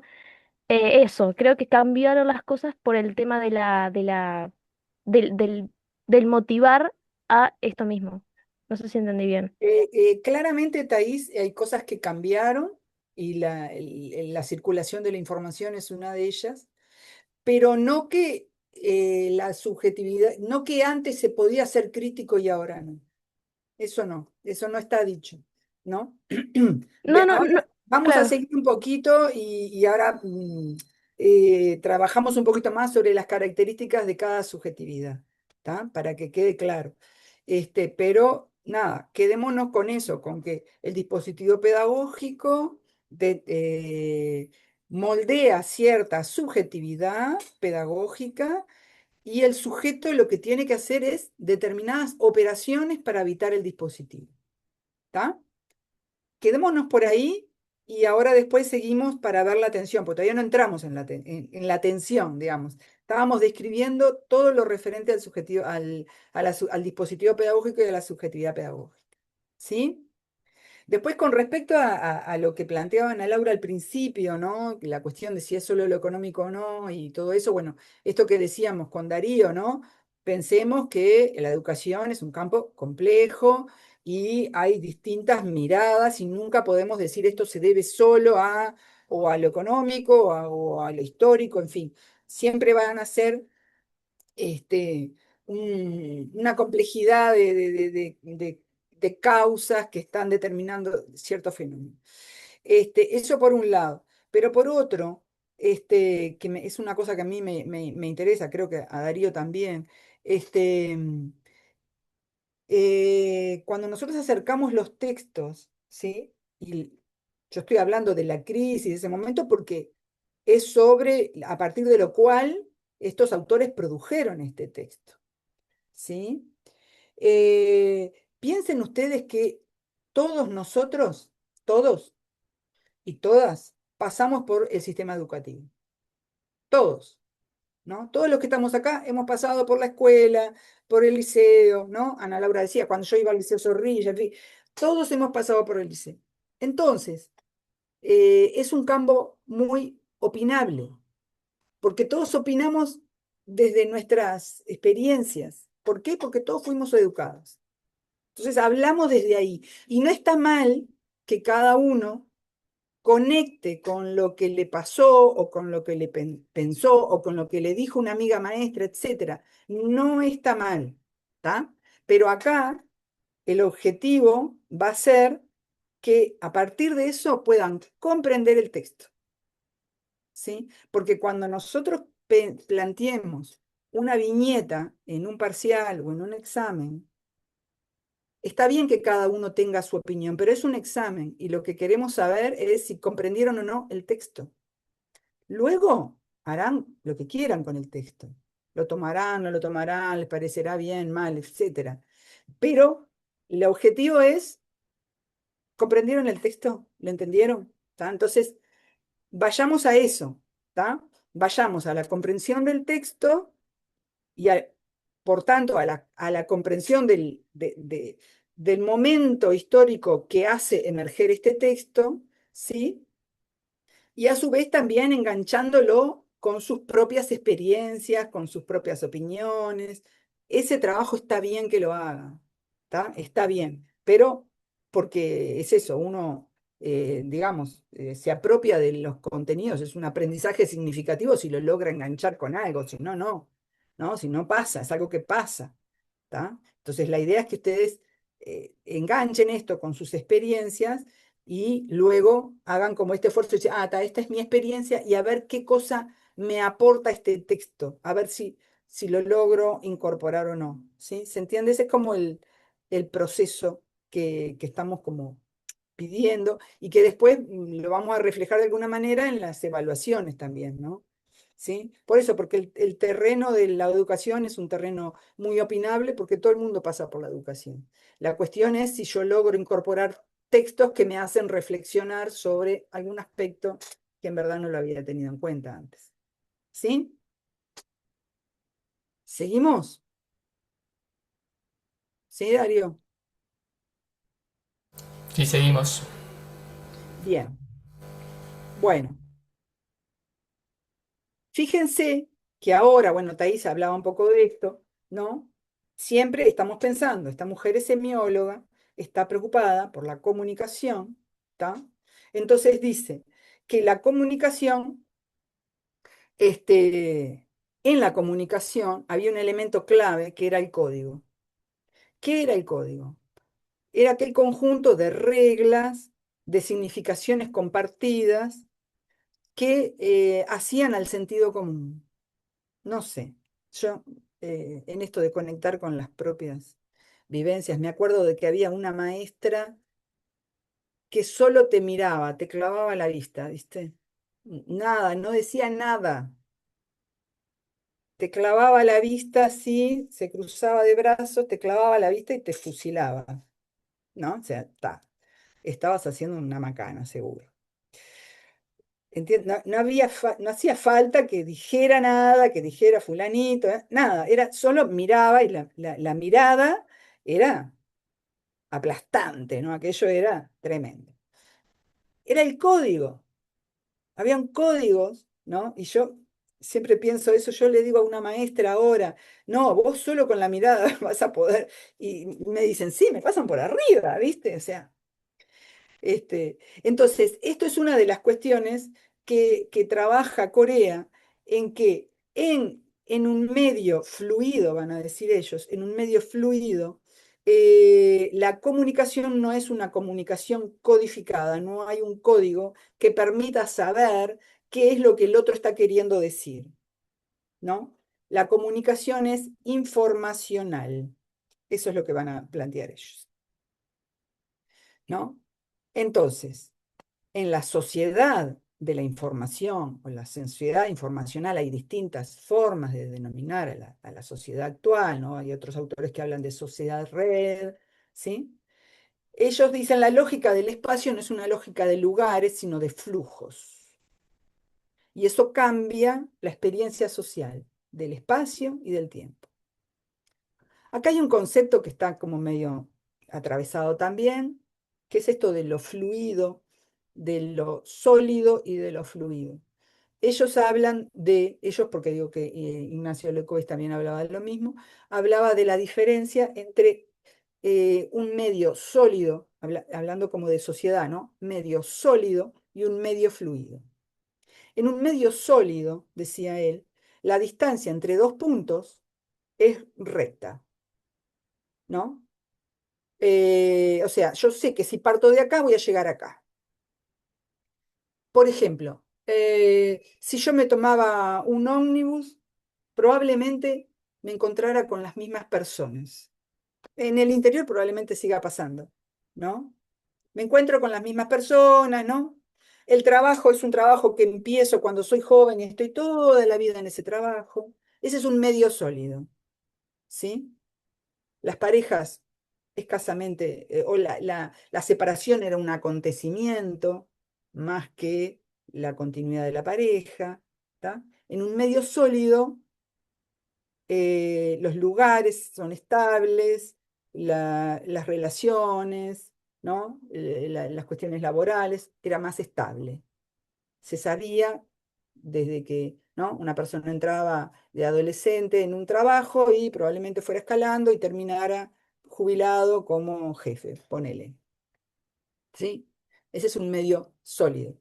En un medio fluido, ¿sí? Ellos dicen, no está asegurada la comunicación entre un punto y otro. Entre que yo emito algo, pueden pasar 500 cosas antes que llegue acá. Si yo me tomo un ómnibus, probablemente me encuentre siempre con gente distinta, ¿no? Es bastante probable que un joven, una joven empiece en un lugar de trabajo y a los 3 meses cambie, ¿sí? Esa es como la diferencia entre lo que ellos llaman un medio sólido y un medio fluido, ¿tá? La sociedad, pensando como en términos de sociedad, ¿no? La sociedad informacional es una sociedad fluida. no hay una lógica de lugares estables, sino de flujos, ¿sí? Y eso hace que se transforme la experiencia del espacio, la experiencia del tiempo.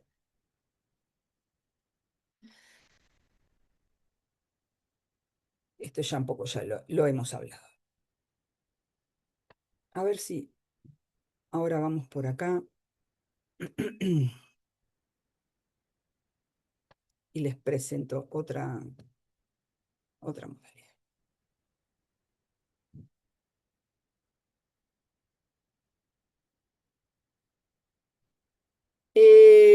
Entonces, esto es una cuestión que ella dice, hoy Darío hablaba de la subjetividad, ¿no? De qué concepto de subjetividad. Darío decía, todos, en psicología parece que todos hablamos de subjetividad y sabemos qué es. Parece que entendemos qué es la subjetividad. Entonces hay desde quienes dicen la subjetividad es aquello subjetivo, es aquello íntimo, ¿no? Hay otros que dicen la subjetividad es aquello social, es algo que tiene que ver con lo social. Hay otros que dicen la subjetividad es aquello social pero que se encarna en lo individual, que toma forma en lo individual. ¿Tá? Hay muchas formas de definir la subjetividad y estoy totalmente de acuerdo con Darío en que nosotros, no es que sea una más válida que la otra, sino que tenemos que decir desde dónde estamos pensando este concepto. ¿Tá? Y acá, como lo que nosotros queremos transmitir es qué es lo que dice Corea sobre la subjetividad, vamos a tomar cuál es la definición de Corea sobre la subjetividad. ¿Tá? Entonces ellas dicen, la subjetividad es un producto de prácticas y saberes múltiples. ¿Sí? La subjetividad es un modo de hacer en el mundo. Son formas de hacer, de pensar y de ser en el mundo. ¿Sí? El dispositivo moldea cierta subjetividad, ¿sí? Y las personas reproducen a su vez la subjetividad. Entonces, esto es como lo primero que se van a encontrar en el capítulo, una definición de qué es la subjetividad, ¿no? Fíjense esta frase que dice, el mundo nos obliga a habitarlo, pero el modo en que le damos lugar al mundo en nosotros es una tarea que corre por nuestra cuenta.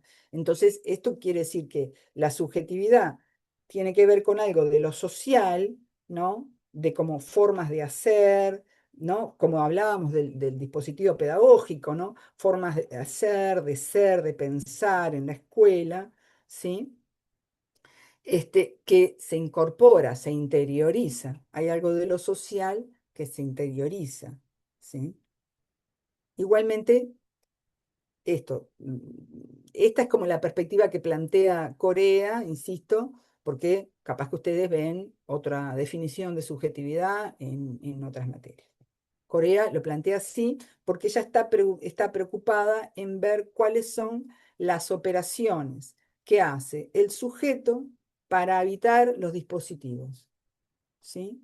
Para habitar especialmente el dispositivo escolar que está tensionado,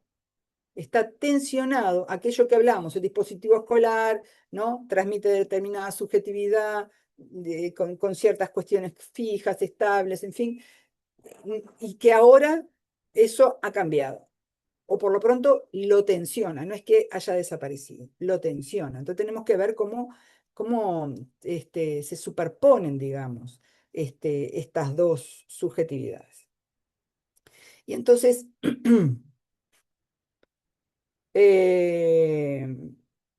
esto de alguna manera ya lo habíamos hablado, ¿no? ¿Qué es lo que exige la educación de la modernidad, la interioridad del sujeto? El almacenamiento, la evocación y por lo tanto la memoria, la importancia de la memoria, ¿no? Tendríamos que pensar ahora si es tan importante la memoria. La verdad y el saber, hay una verdad única, incuestionable de lo que está escrito, ¿no? Las jerarquías marcadas. Bien, entonces, vamos a ver si podemos acelerar un poco. y ver las características de la subjetividad pedagógica, como lo piensa Corea, en términos de qué prácticas son las que tiene que hacer el sujeto de acuerdo a cada subjetividad. Entonces, veamos. Ella dice, las prácticas pedagógicas producen conciencia, memoria, saber. ¿Está? ¿Por qué? Porque la práctica pedagógica de la maestra parada enfrente de la clase, lo que les va a decir es, escuchen, sean conscientes de esto, ¿sí? ¿No? Que lo que yo estoy diciendo, ustedes sean conscientes de esto que yo estoy diciendo, recuérdenlo y después incorpórenlo como la verdad, digamos. ¿Tá? Entonces, las prácticas pedagógicas producen conciencia, memoria y saber. ¿Sobre qué funcionan? Funcionan sobre cuestiones estables, funcionan sobre signos, sobre símbolos, la cara de la maestra, la mirada de la maestra, que yo le decía, sobre algunas significaciones que son compartidas, sobre huellas. Hay alguien que está levantando la mano, pero si me dejás termino esto y, ¿sí? Entonces dice, el dispositivo pedagógico logra que la conciencia tenga hegemonía sobre la percepción porque sobre todo hay una reducción de estímulos. A ver si entienden esto, que la conciencia predomine sobre la percepción, porque hay una reducción de estímulos. El estímulo es una maestra al frente de la clase, un pizarrón transmitiendo determinado conocimiento, ¿está? Que les pide a los niños que presten atención, que lo recuerden, ¿sí? Entonces, el estímulo no son miles, es uno, ¿no? ¿Cómo se hace la división? Es uno, ¿sí? ¿Cómo logra que predomine la conciencia sobre el estímulo y por qué hay pocos estímulos? Veamos ahora la subjetividad mediática, que es el otro concepto que ella viene a instalar, que es el que tensiona esta subjetividad. La subjetividad mediática. Ella dice, el discurso mediático produce actualidad, imagen, opinión. Actualidad y sobre todo vértigo. Muchas imágenes y inmensidad de opiniones. No hay un saber. Inmensidad de opiniones. Estas prácticas saturadas de estímulos lo que producen son desatención y desconexión. ¿Sí? Yo me acuerdo de una niña que yo veía en algún momento que la madre no la podía llevar al supermercado porque la niña entraba en caos. La cantidad de estímulos, ¿no? Entraba en un caos que, digamos, tenía ciertas dificultades, ¿no? Pero terminaba eso, con un exceso, con un desborde, un exceso de ansiedad que tenía que sacarla del, del supermercado, ¿no? Hay gente que habla de que el exceso de estímulos trae lo que se llama la infoxicación. Infoxicación. La desatención y la desconexión es una forma casi este, de ponerse a salvo de esta cantidad de estímulos, ¿no? Entonces, en este tipo de subjetividad mediática, lo que predomina es la percepción sobre la conciencia. ¿Por qué? Porque dice, la velocidad de los estímulos hace que no tengan tiempo de alojarse en la conciencia, ¿no? Uno recibe estímulos, estímulos, estímulos que, pim, pasan, pasan, pasan. Yo qué sé cuánta cosa vi en el último minuto cuando estaba en el Instagram, ¿no?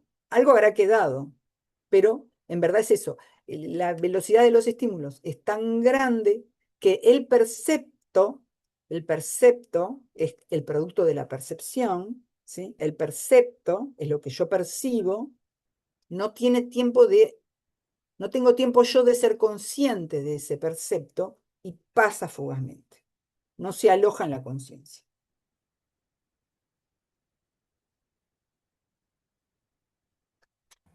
Esther, disculpa, esa parte de que dijiste de el precepto, ¿no? Que no pasa en la conciencia. Es como lo de, me acuerdo, en procesos cognitivos o en desarrollo, que era el top-down o el bottom-up. ¿Estás No, hablando de lo de eso? no te sé decir, no te sé decir. Ah, está.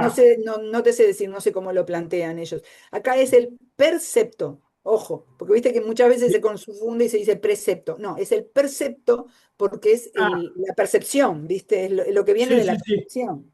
¿Tá? Perfecto. Probablemente, la verdad que no sé cómo lo plantean, no te sé decir. Acá recordá que es una semióloga la que está trabajando esto y la preocupación de ella es cómo se da la comunicación, cómo se da el Bien. mensaje. Esa es la preocupación de ella. ¿Entendés? ¿Y cómo se Entonces, codifica? y claro, y cómo se significa más que cómo se codifica, cómo se significa, Bien. ¿viste? Sí, Roberto. Gracias, Esther. No, por favor. Perdón que por interrumpir, pero está. No, está bien, a mí Quería ver. le agradezco que me interrumpa, porque aparte es eso, viste que es bastante complejo, es Sí. bastante complejo. Yo lo que te invito es a que lo mires vos esto, lo relaciones con lo otro, después me digas, a ver, yo la verdad que no sé cómo lo plantean en cognitivo. Es que leí casi todos los autores y hay como una cierta forma de procesos cognitivos y de psicología del desarrollo. Y puede ser, sí. Pero Claro, está, pero es lo mismo, viste, lo mismo que decíamos hoy, es un mismo concepto o un mismo fenómeno que es la sociedad informacional, que es el vértigo ¿no? de información, que obviamente nosotros como psicólogos tenemos que abordarlo de alguna manera, ¿no? Para sí, comprender qué es lo sí. que pasa. Dale, muchas gracias. Perdón por Ah, joder. tranqui. Perdón la palabra. Roberto, Sí, perdón, buenos días y buenos días a todos. buenos días.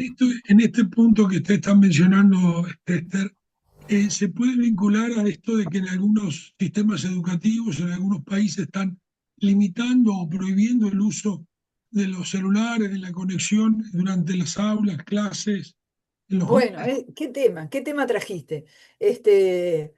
Si me das un minutito, lo retomamos ahora, pero es un tema recandente, sí. ¿Tá? Quisiera terminar de redondear esta idea para ver si queda clara. ¿Tá? Piensa en eso. Dice acá, la imagen se percibe como percepto, pero no como mensaje. Cosa que antes, ¿se acuerdan que yo empecé diciéndoles Cristina Corea, semióloga, está preocupada por ver cómo se transmiten los mensajes en el contexto educativo? ¿Qué es lo que pasa? Antes, decía ella, hay un emisor, un mensaje y un receptor que recibe. ¿Está? Eso, ¿por qué? ¿Por qué podía hacer eso? Porque había pocos estímulos. Y el mensaje no era polisémico, no era abierto, era un mensaje claro, un mensaje codificado, un mensaje en el cual todos entendíamos qué era. Cuando la maestra me miraba con cara de mala, no me hacía falta preguntar nada. ¿Está?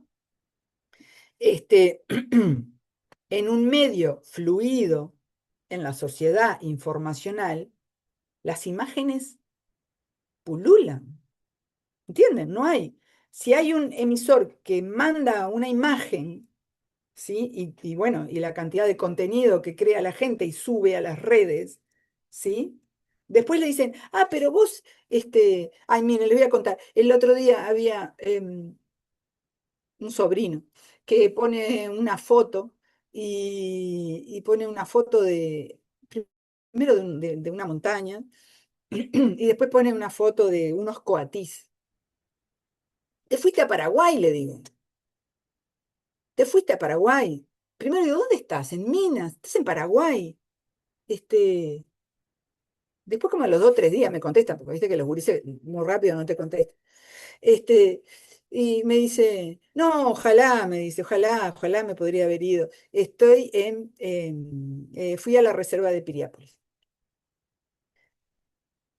Está, logramos conectarnos, ¿verdad? Pero quiero decir, la imagen podía querer decir que había ido a la reserva, que se había ido a Paraguay, que yo qué sé dónde estaba.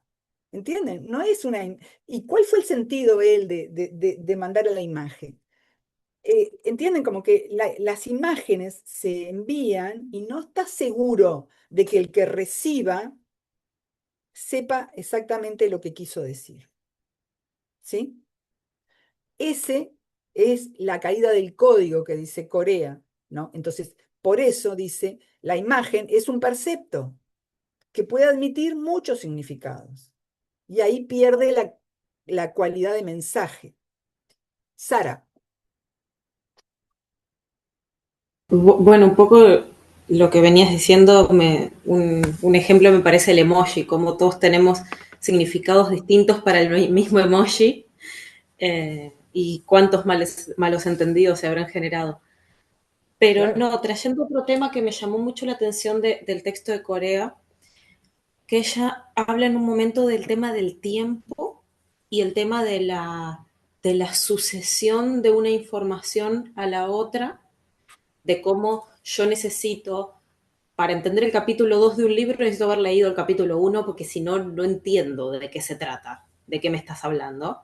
Y entonces primero leo el 1, después leo el 2 y después leo el 3, y tiene un orden en el tiempo.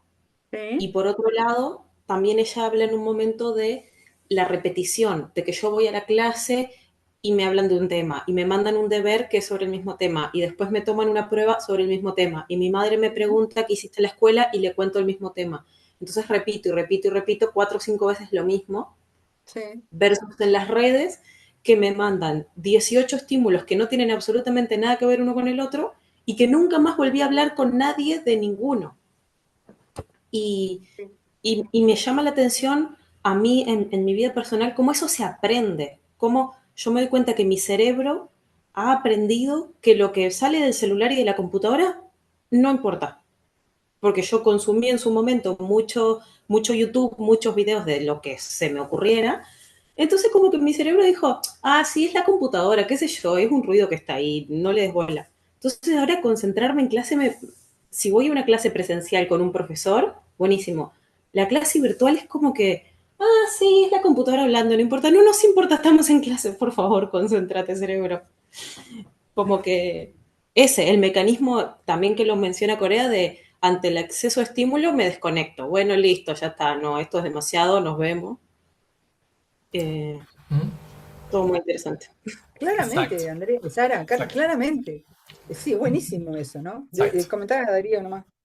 Sí, sí, no, eso, brillante porque me parece que hiciste una muy buena como síntesis y yo me quedé pensando que esto bien podría ser como una viñeta que ya no va a ser, pero el Ah, mensaje que a la nosotros, quemamos. claro, ya la quemo, pero el mensaje que enviamos de bienvenida, ¿no? Para la parte que era de ustedes, ¿no?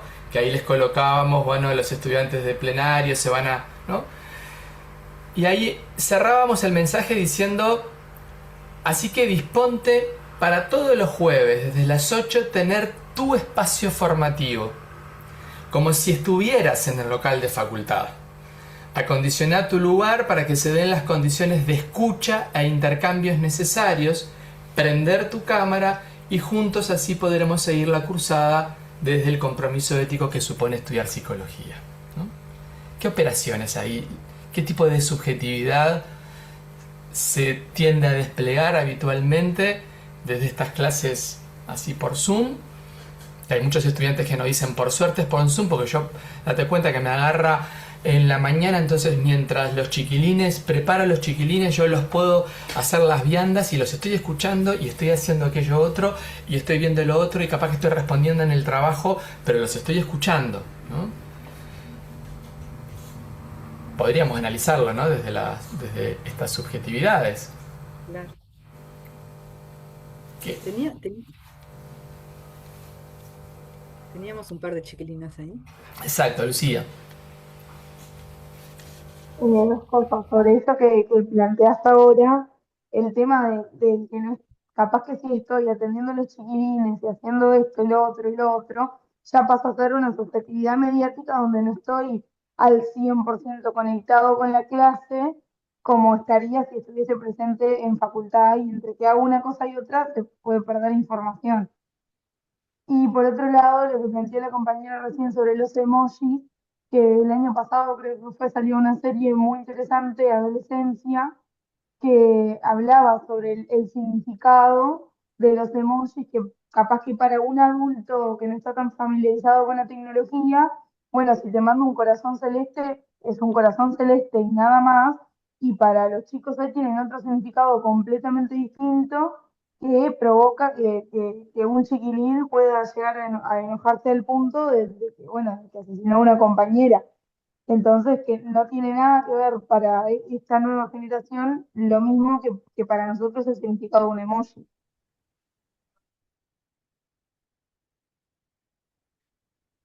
Sí, está bueno porque son todos ejemplos, ¿no? Son todos ejemplos, son todas situaciones que las podemos como analizar desde esta perspectiva. Pero yo antes que se nos termine la clase, quiero plantearles algo más que plantean estos autores y que es como decís, bueno, por suerte, hay una esperanza, digamos. Lo que decías tú, Sara, es que hay un vértigo, ¿no? De información, la clase virtual se transforma en uno de los tantos estímulos que estoy recibiendo. Pero entonces, primero, Corea dice, como la recepción no está asegurada, ¿se acuerdan que hablaba de un medio fluido en donde no está claro que desde el emisor el mensaje vaya al receptor?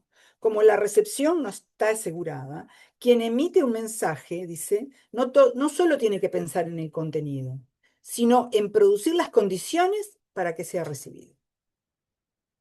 ¿Sí? En producir las condiciones para que sea recibido. Yo tengo que pensar. Nosotros, docentes, tenemos que pensar no solo en el contenido, sino en cómo puede ser recibido esto. Primero, ¿cómo hemos hecho acá? Bueno, vieron que, no sé, por ejemplo, la presentación tiene distintos formatos, más allá de que puede ya ser un Frankenstein de cuestiones que hemos ido juntando, pero tenía ilustraciones, pinturas, una lógica más cuadrada, de PPT, ¿no? Clásica, tradicional, otra más de Zoom. Estoy pensando en condiciones en eso, ¿no? Si yo encima que estoy en un medio virtual, les doy algo plano así, y no conecto con nada de lo que ustedes están pensando, probablemente fuera, yo qué sé, lo que antes era TV educativa, ¿te acordás, Darío? Bueno, algunos se acordarán. Aquello que era una masa así, cuadrada, ¿no? O sea, entonces, primero, el que, el que emite un mensaje, ¿tá? Tiene que pensar en qué condiciones tiene que ser recibido. Todo el mensaje que Darío había mandado al principio era para asegurar eso, de que los contenidos que nosotros vayamos a dar, ustedes también estén en condiciones para que lo reciban bien, ¿tá? Entonces, dice, la operación de recepción son un trabajo subjetivante. Esto que decías tú, Sara, este, de ver, tengo que hacer un esfuerzo, sí, claro, tengo que hacer el esfuerzo de ponerme en situación y ver qué, por eso yo les decía que el campo de la educación es un campo opinable todo el tiempo, pero ¿qué me trae este autor que me hace pensar algo distinto? ¿Qué? Y eso es un trabajo subjetivante, ¿tá? Quiero decir, no todo está perdido.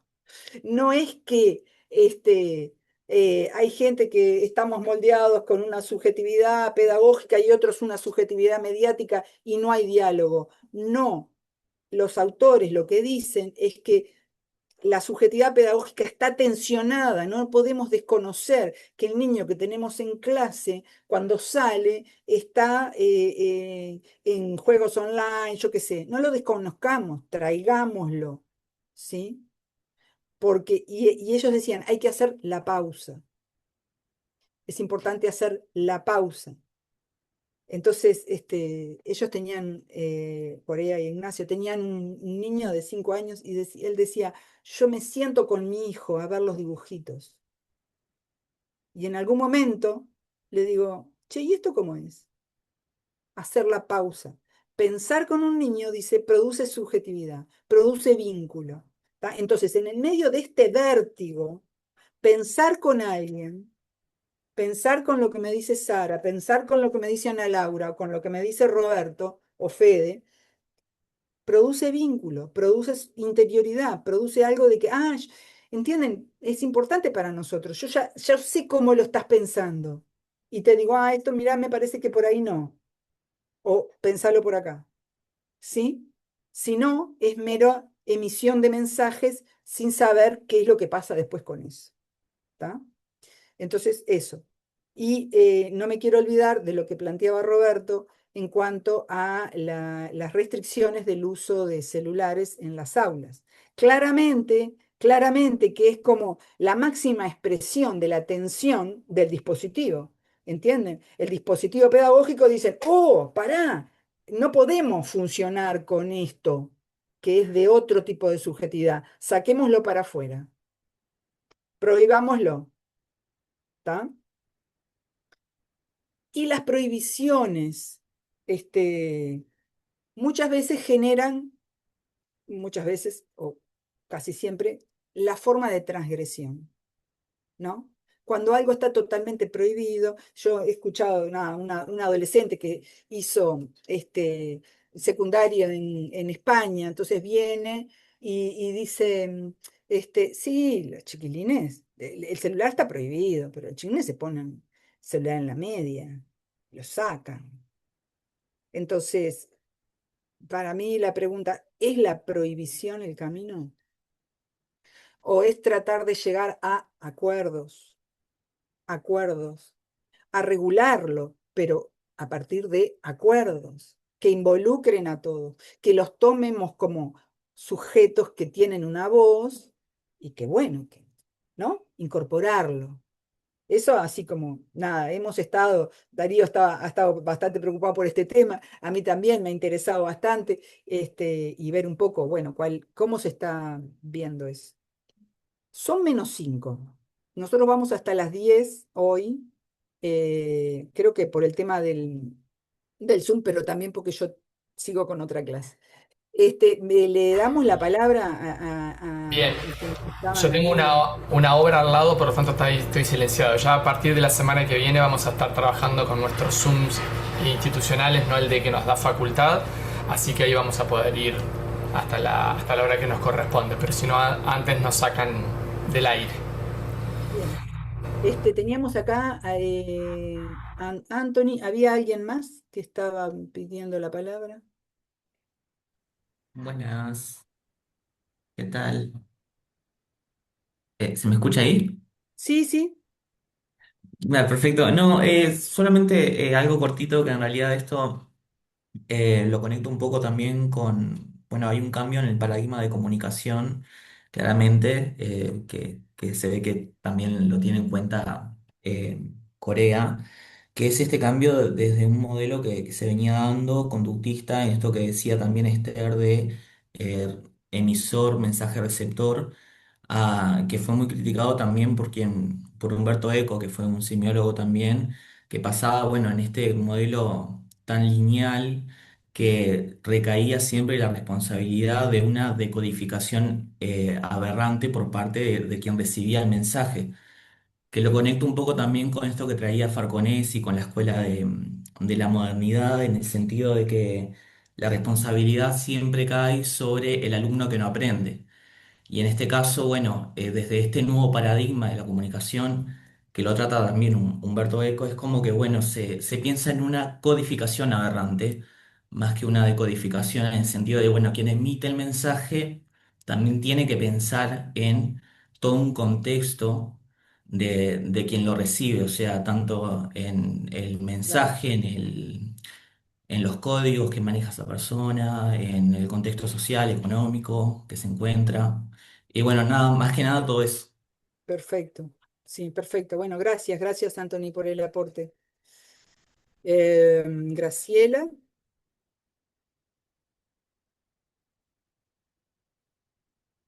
tenemos Graciela, Thaís.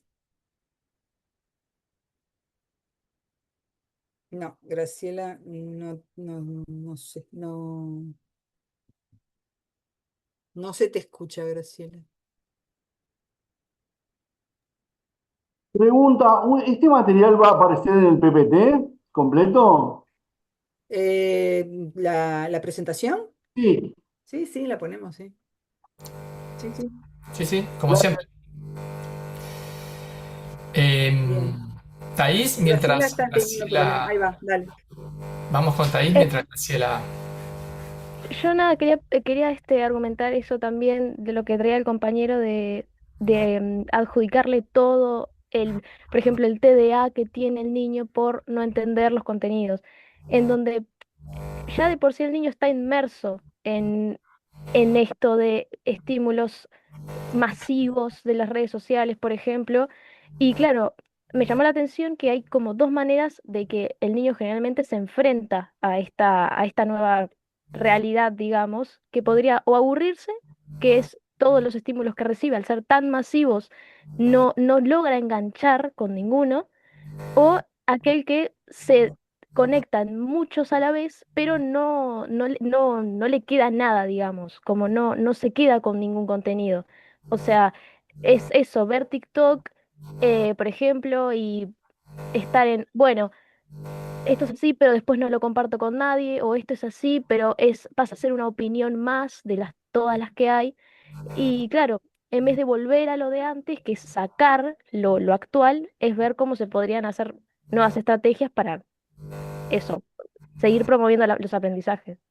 Eso me llama la atención del adjudicarle el niño con TDAH, bueno, pero es que estamos en un mundo también que tiene mucha masividad de estímulos y eso afecta mucho la concentración. Muchos niños hoy en día, por ejemplo, les cuesta mucho retenerlo, entonces tienen que estar, por ejemplo, con un aparato para mantener su atención. Y eso me llamó mucho la atención también. Bien. Bueno, por ahí iríamos, ¿no, Darío? Sí, sí. Yo les quiero como dejar este mensaje alentador. Hay que- Sí. Es importante generar diálogos entre la subjetividad pedagógica y la mediática, producir la pausa, generar el encuentro. Darío hoy decía esto de, bueno, si quedan dudas, tenemos instancias individuales, están las horas de consulta de los docentes, bueno, en fin, tratar de generar esto de la pausa y del encuentro para poder, para que no todo fluya. Ujú, sí, y en esta como a veces falsa dicotomía entre retomando lo que decía Thaís, ¿no? No es lo nuevo y lo viejo, sino que estas subjetividades están como coexistiendo, ¿no? Y lo veíamos claramente en lo que, si pensamos ustedes como estudiantes en un teórico o ustedes en un estudiante, siendo estudiantes en un espacio práctico de 40, van a poner en juego un tipo de subjetividad que el dispositivo lo tiende a reproducir, ¿no? Lo tiende a estimular y en otros espacios como estos virtuales hay otras lógicas, entonces tenemos que de alguna manera ir viendo cómo pueden coexistir, ¿no? Nos están empezando a sacar, así que nos estamos viendo. Gracias, Esther, por Gracias. los aportes. Y seguimos en contacto con el calendario como estaba previsto. ¿Sí? Bueno, un Muchas gusto. gracias. Chau, Que pasen chau. bien. Nos vemos en algún corredor. Sí. Muchas gracias. Chao. Chao. Chao.